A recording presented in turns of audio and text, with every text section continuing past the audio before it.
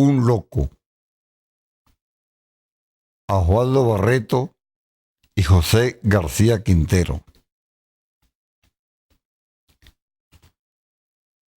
Cuando el loco Pernía se vino caminando desde Cabimas hasta el pueblo, 300 son los kilómetros que separan a un punto de otro, halló las aguas del Montán crecidas.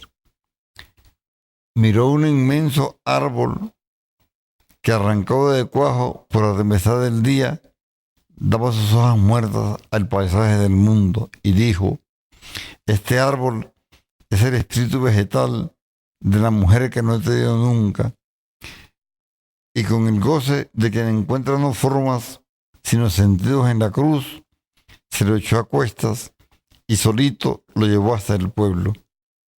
Y luego de sembrarlo en la casa de una de sus hermanas, que la amaba por loco, se marchó volando con él entre las hojas.